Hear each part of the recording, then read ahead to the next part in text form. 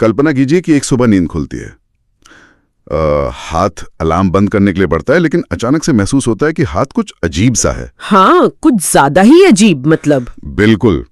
रजाई हटाते ही दिखता है कि शरीर अब एक इंसान का नहीं रहा, वो एक विशालकाय कई पैरों वाले भूरे रंग के, मतलब एक बहुत ही घिनौने कीड़े में बदल चुका है। एक हॉरिबल वॉमन। बाप रे, ये तो सच में किसी बुरे सपने जैसा है ना? अब सामान्य तौर पर ऐसे में कोई भी क्या करेगा? चीखेगा, डरेगा, शायद सोचेगा कि उसका दिमाग खराब हो गया है। लेकिन क्या पता है कि इस इंसान का सबसे बड़ा डर क्या है उस वक्त? क्या? आपने इस हालत को देखना? नहीं। उसका सबसे बड़ा डर यह है कि उसने सुबह 5 बजे की ट्रेन मिस कर दी है। वो अपने ऑफिस के लिए लेट हो रहा है और अब उसका बॉस उस पर बुरी तरह चिल्लाने वाला है। ओहो, मतलब ये सचमुच एक ऐसा परिदृश्य है जो सुनने में एकदम बेतुका लगता है, लेकिन अगर हम थोड़ी गहराई से सोचें तो ये हमारी आज की जो दिनचर्या है उसकी एक बहुत ही चुभने वाली सच्चाई के करीब है। एकदम सही कहा। और कल रात जब मैं हमारी आज की इस गहन चर्चा के लिए सारे स्रोत और नोट्स पढ़ रहा था, जो कि फ्रांस काफ्का की बहुत ही मशहूर कहानी द मेटामॉर्फोसिस, उसके मनोवैज्ञानिक विश्लेषण पर आधारित हैं, तो मुझे एक बात का एहसास हुआ। वो क्या? ये कि मतलब ये सिर्फ एक कीड़े की अजीबोगरीब कहानी नहीं है, कोई फैंटेसी नहीं है। ये तो एक आईना है। और हमारा मिशन आज यही है कि हम उन सारे नोट्स को आज की इस चर्चा में खंगालें और समझें कि कैसे ये कहानी एक ब्यूरोक्रेटिक सिस्टम और हमारे समाज में इंसान के अपने अकेलेपन की परतों को उधेड़ कर रख देती है। बिल्कुल, और ये स्रोत वाकई हमें बहुत कुछ सोचने पर मजबूर करते हैं। हाँ, क्योंकि सच कहूं तो इसे पढ़ने के बाद मैं खुद ये सोचने पर मजबूर हो गया कि क्या हम सब भी 9 से 5 की नौकरी के इस मैट्रिक्स में फंसे हुए कीड़े ही तो नहीं है? तो चलिए इसके हर एक पहलू को खोलकर समझते हैं। हाँ, तो अगर हम बिल्कुल शुरुआत से देखें, जहां से हमारे स्रोत भी अपनी बात शुरू करते हैं, वो है ग्रेगर साम्सा का रिएक्शन। हाँ, वही ट्रेन में सोने वाला। बिल्कुल। जब वो इस घिनौने कीड़े में बदल जाता है तो उसे अपने शरीर की चिंता नहीं है, उसे बस इस बात की टेंशन है कि अगर वो काम पर नहीं गया तो क्या होगा। और वो डर सच भी साबित होता है ना? हाँ, जब वो लेट होता है तो उसका चीफ क्लर्क, मतलब सोचिए, वो सीधे उसके घर आ धमकता है, ये देखने के लिए कि वो काम पर क्यों नहीं आया। हमारे स्रोत इसे काफ्काएस्क और बुर्जुआ सिस्टम का सबसे सटीक उदाहरण मानते हैं। एक सेकंड रुको। आगे बढ़ने से पहले मुझे यहाँ टोकना होगा, क्योंकि लोग इस काफ्काएस्क शब्द का बहुत इस्तेमाल करते हैं और बुर्जुआ भी काफी भारी शब्द है। हाँ, ये टर्म्स अक्सर सुनने को मिलते हैं। तो क्या हम इसे थोड़ा आसान भाषा में समझ सकते हैं? मतलब काफ्काएस्क का असल मतलब क्या है यहाँ? क्या इसका मतलब सिर्फ ऑफिस में एक खराब दिन होना है या कुछ और डीप है? ये बहुत अच्छा सवाल है। काफ्काएस्क का मतलब सिर्फ एक खराब दिन बिल्कुल नहीं है। इसका मतलब है एक ऐसा सिस्टम या ऐसी स्थिति जो इतनी ज्यादा जटिल, बेतुकी और दमनकारी है कि इंसान उसके सामने खुद को पूरी तरह पावरलेस महसूस करता है। मतलब कोई लॉजिक ही नहीं है। एकदम सही। एक ऐसा दुस्वप्न जहां नियम लॉजिकल नहीं है, लेकिन फिर भी आपको उन्हें मानना ही है। और बुर्जुआ का यह संदर्भ उस मिडिल क्लास मानसिकता से है जहां इंसान की कीमत सिर्फ इस बात से तय होती है कि वो कितना पैसा कमा रहा है। अच्छा, तो मतलब स्टेटस क्या है समाज में, बस यही पैमाना है। हाँ, ये सिस्टम हमें एक भ्रम देता है कि हम आजाद हैं, हम अपनी मर्जी से काम कर रहे हैं, लेकिन असल में इंसान बॉस के दबाव और समाज की उम्मीदों में इस कदर फंसा है कि ये दुस्वप्न सिर्फ नींद में नहीं आता, ये आंख खुलने के बाद उस कीड़े के रूप में भी जारी रहता है। यार, अगर आज के टाइम से इसे जोड़कर देखें तो ये कितना सच है। मतलब जब लोग बीमार होते हैं तो उनका पहला विचार ये नहीं होता कि मैं बीमार हूं, मुझे आराम करना चाहिए। बिल्कुल, वो छुट्टी लेने से डरते हैं। हाँ, उनका पहला विचार होता है, यार मेरी हाजिरी कट जाएगी, बॉस सोचेगा मैं बहाना बना रहा हूं, मेरी सैलरी कट जाएगी। लोग अपने शरीर से ज्यादा एक स्प्रेडशीट की परवाह करते हैं। ये बहुत ही सटीक तुलना है। लेकिन स्रोतों को पढ़ते हुए मेरे दिमाग में एक सवाल आया और मैं इसमें थोड़ा उलझ गया हूं, सच कहूं तो। बताइए, क्या सवाल है? क्या ये जो कीड़ा बनना था, ये वास्तव में कोई शारीरिक बदलाव था या फिर ये सिर्फ एक मेटाफर है? मतलब क्या वो सच में कीड़ा बन गया था या ये सब उसके दिमाग के अंदर चल रहा था? स्रोत इन दोनों ही पहलुओं को सामने रखते हैं और सच कहूं तो यही इस कहानी की सबसे बड़ी खूबसूरती है। एक तरफ कहानी से बिल्कुल सच मानकर चलती है कि वो शारीरिक रूप से बदल गया है, ठीक है, और दूसरी तरफ अगर मनोवैज्ञानिक विश्लेषण के अनुसार देखें तो ये ग्रेगर के मानसिक तनाव और लंबे समय से हो रहे शोषण का चरम रूप है। मतलब उसका ब्रेकडाउन हो गया है। हाँ, जब इंसान अपनी इच्छाओं को, अपनी पूरी पहचान को सिर्फ एक नौकरी और दूसरों का कर्ज चुकाने के लिए मार देता है, तो वो अंदर से पहले ही उस घिनौने कीड़े में बदल चुका होता है। बाप रे, ये तो बहुत डार्क है ना? समाज ने उसे वैसे भी एक मशीन या कीड़ा ही मान लिया था, जिसका काम सिर्फ उनके लिए मेहनत करना है। तो शरीर का बदलना तो बस उस मनोवैज्ञानिक सच्चाई का बाहर आ जाना है। ये सच में डरावना है कि बाहर की दुनिया और सिस्टम ने उसे इतना निचोड़ दिया कि वो खुद को एक कीड़े जैसा महसूस करने लगा। लेकिन अगर बाहर की दुनिया इतनी निर्दयी है, तो इंसान अपने घर में, अपने कमरे में तो सुरक्षित महसूस कर सकता है ना? यहाँ बात थोड़ी और उलझ जाती है। हाँ, और यहीं से मुझे स्रोतों का वो हिस्सा बहुत ही दिलचस्प लगा जहाँ बात उसके कमरे के बंद दरवाजे की होती है। बिल्कुल, और यहीं से कहानी इंसान के आंतरिक अलगाव यानी एलिनेशन की ओर मुड़ जाती है। हाँ। स्रोत में एक बहुत ही बारीक विवरण है, एक छोटा सा पॉइंट कि ग्रेगर रात को अपने कमरे का दरवाजा हमेशा अंदर से लॉक करके सोता था। ये उसकी आदत थी, शायद खुद को बाहर की दुनिया से बचाने के लिए। एक तरह का कंफर्ट जोन बना लिया था उसने। एग्जैक्टली। लेकिन जब वो कीड़ा बन जाता है और बिस्तर से उठने की कोशिश करता है, तो वही दरवाजा उसके लिए एक बहुत बड़ी बाधा बन जाता है। वो अंदर से आवाज लगाता है मदद के लिए, लेकिन बाहर खड़े उसके परिवार वालों और उस चीफ क्लर्क को उसकी आवाज सिर्फ जानवरों की तरह सुनाई देती है। हाँ, ची ची करने जैसी अजीब सी आवाज। राइट। वो समझ ही नहीं पाते कि वो क्या कह रहा है, और बिस्तर से दरवाजे तक जाने का उसका जो संघर्ष है ना, जहां वो अपने भारी शरीर को उठा ही नहीं पा रहा, वो पढ़ते हुए मुझे ऐसा लगा जैसे मैं किसी क्लिनिकल डिप्रेशन के बारे में पढ़ रहा हूँ। ये एकदम सटीक एनालॉजी है। डिप्रेशन में इंसान के लिए बिस्तर से उठना भी एक पहाड़ चढ़ने जैसा होता है। हाँ बिल्कुल, वैसा ही महसूस होता है। संघर्ष है वो असल में उस मानसिक बोझ का संघर्ष है जो उसे उठने ही नहीं दे रहा, और उस दरवाजे तक पहुंचने के दौरान उसकी जो मानसिक स्थिति है वो और भी ज्यादा जटिल है।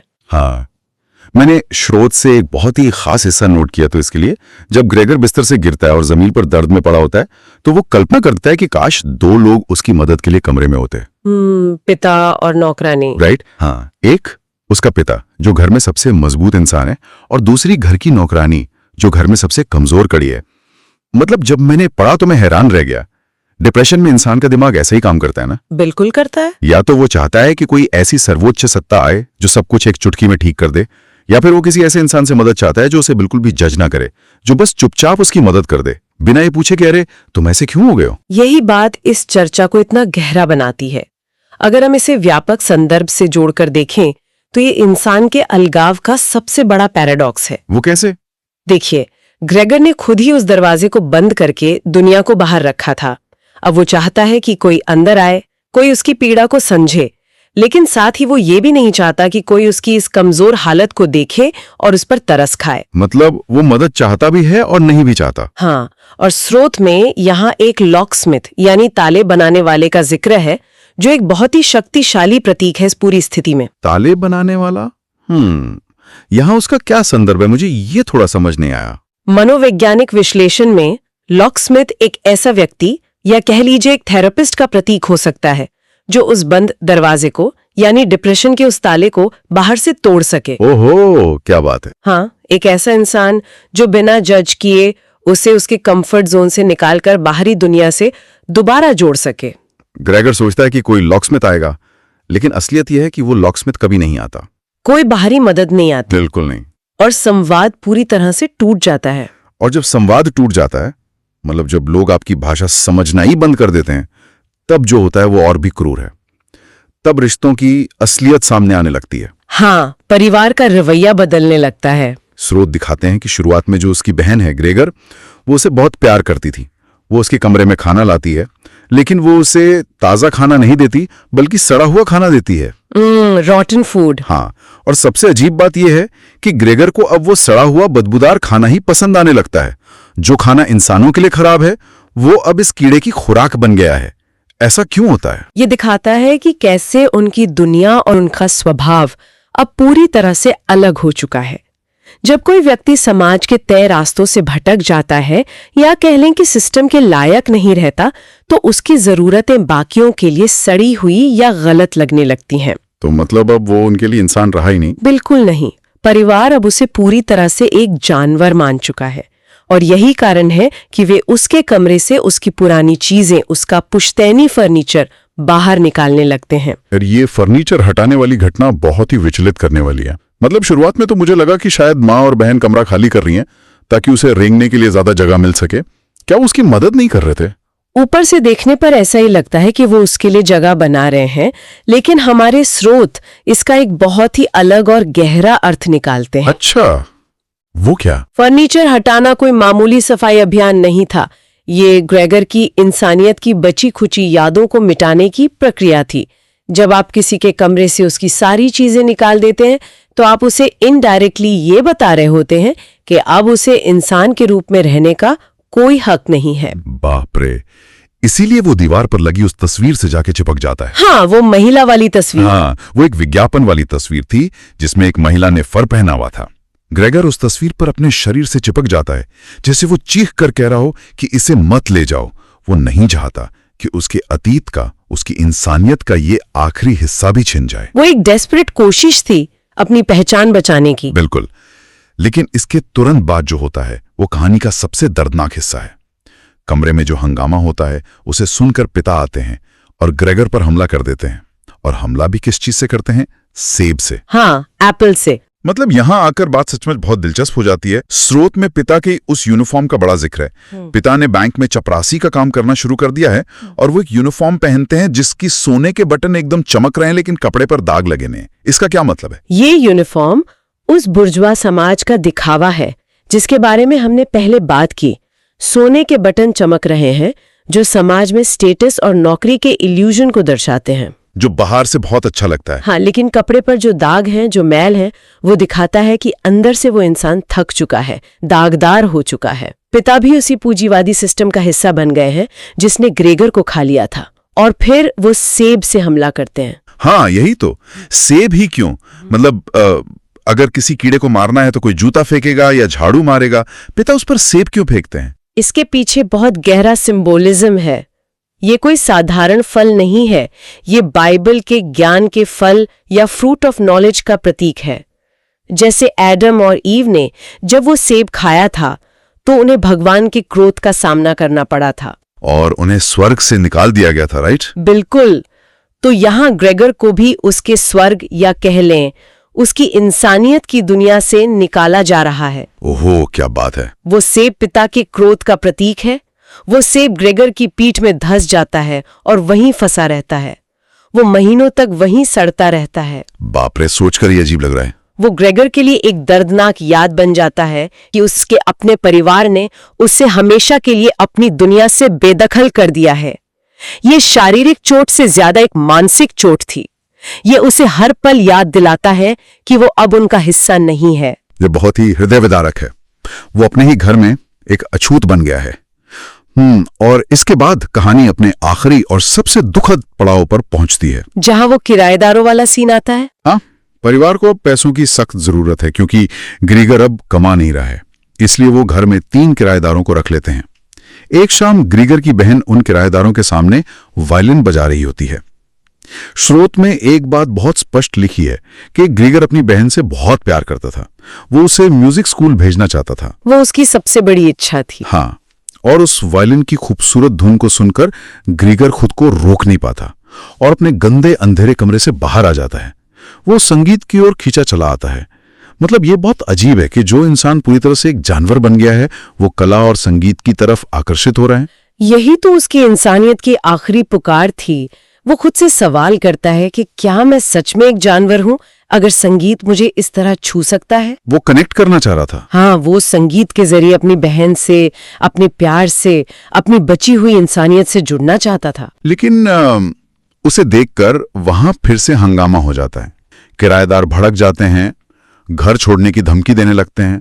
और तब जो होता है वो मुझे सबसे बड़ा सदमा लगा। बहन का रिएक्शन। हाँ, जो बहन अब तक उसे खाना दे रही थी, जो इकलौती थी जो उसकी देखभाल कर रही थी, वही बहन कहती है हमें इस जानवर से छुटकारा पाना होगा, इसने हमारी जिंदगी बर्बाद कर दी है। मतलब वही बहन। ये अल्टीमेट बिट्रेयल था। इसके बाद ग्रेगर चुपचाप अपने कमरे में वापस लौटता है, खाना पीना पूरी तरह छोड़ देता है और अगली सुबह दम तोड़ देता है। और सबसे चौंकाने वाली बात क्या आपको पता है क्या है? वो कि परिवार को कोई दुख नहीं होता। एग्जैक्टली परिवार उसकी मौत पर दुखी नहीं होता, वो राहत की सांस लेते हैं। वो महीनों बाद घर से बाहर निकलते हैं और खुशी खुशी बाहर घूमने निकल जाते हैं। तो इस सब का असल मतलब क्या है? ये वायलिन वाली घटना और उसके बाद की जो मौत है वो निहिलिज्म और एब्सर्डिज्म का सबसे स्पष्ट रूप है जो स्रोत हमें समझाते हैं। जरा इन भारी शब्दों को थोड़ा आसान कीजिए।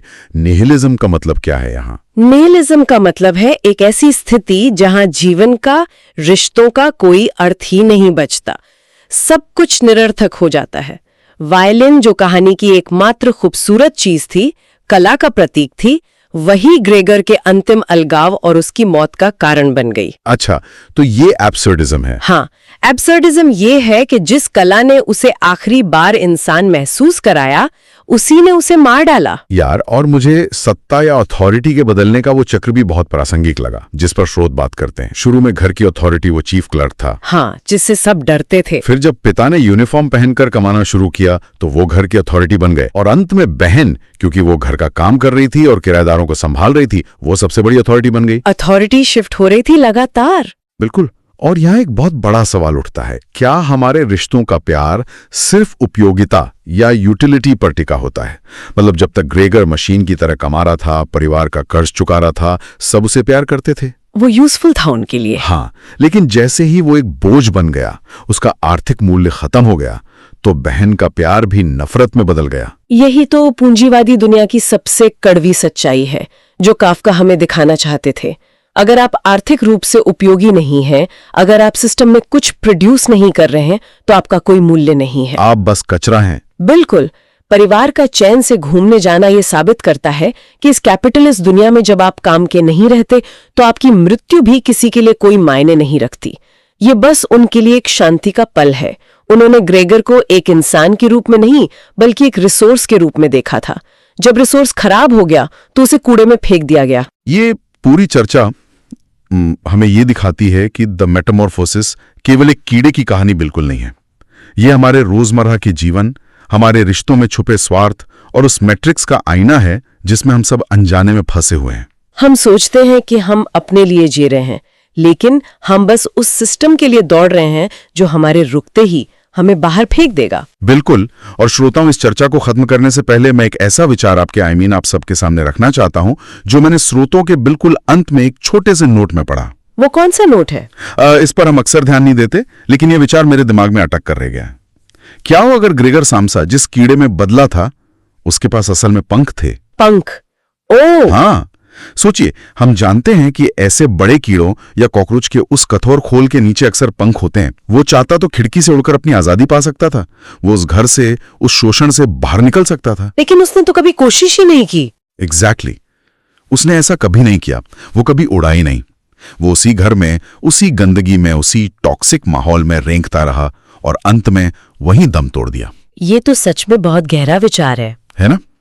तो सोचने वाली बात यह है श्रोताओं कि क्या हमेशा ये समाज या सिस्टम ही होता है जो हमें कैद करता है, या फिर हम खुद अपनी उन टॉक्सिक स्थितियों, उन नौकरियों और उन झूठे रिश्तों के इतने आदी हो गए हैं कि हमने अपनी पंखों को पहचानने से इनकार कर दिया है? ये सवाल हमें खुद से जरूर पूछना चाहिए। बिल्कुल। क्या हम उस मैट्रिक्स के इतने गुलाम हो चुके हैं कि खिड़की खुली होने पर भी हम उड़ना भूल गए हैं? इस बारे में सोचिएगा जरूर। और हम मिलेंगे अगली गहन चर्चा में।